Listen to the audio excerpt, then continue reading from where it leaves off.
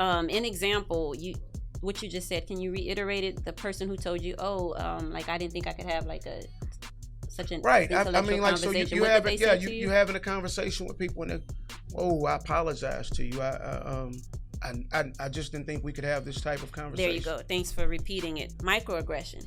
That's what that is, and it doesn't matter if it's coming from a black or a white person. That's a primary example of a microaggression. Microaggression. Microaggression. You ever heard that term, Dre? No. Okay. In example, you have a white professor that's just refusing to call upon a black student.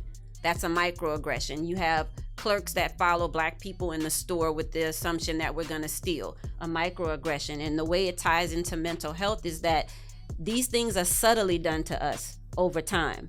And then after a certain period of time, we start to believe it. And it starts to affect our psyche. It's like someone saying, oh, you sound white. Why? Because I'm speaking grammar correctly? Or because you're articulate? Yeah, what does that mean? And that is an example of a microaggression. And outside of microaggressions, we are also falling victim to macroaggressions. A macroaggression is normally done to an entire group. So like police brutality would be a macroaggression. Segregation was a macroaggression because it was done to all of us. But all of these types of aggressions contribute to racial trauma. And then racial trauma then can turn into intergenerational trauma. It's all connected. It's all connected. It's so deep. But you guys give so many great examples.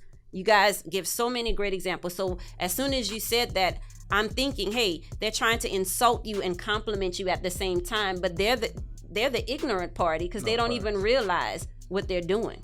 That's not okay. It's a form of discrimination. I've done it, and I've done it in well, I can't say I did that. So I'll tell you what I did. I took this girl to eat at the Needle in Seattle, and she said she had never had lobster before. So I was like, yeah, I'll get you a lobster, right? And so the lobster came, and she was like, well, how do I eat it? And I was like, yeah, you just bite into it, it'll dissolve in your mouth. I didn't really think she would do it, but she did it, and she was like, oh, I just died laughing, you know? So, she was waiting for it to dissolve.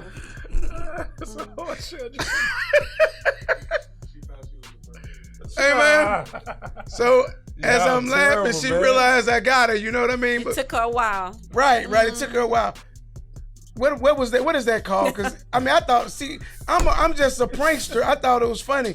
But what is that? Is that a sick behavior or something? No, I would not identify that as a sick behavior, okay. sir. I would never. I call her asshole. She wrong. He wrong. I don't think it's an ass. I think it's funny. Dre.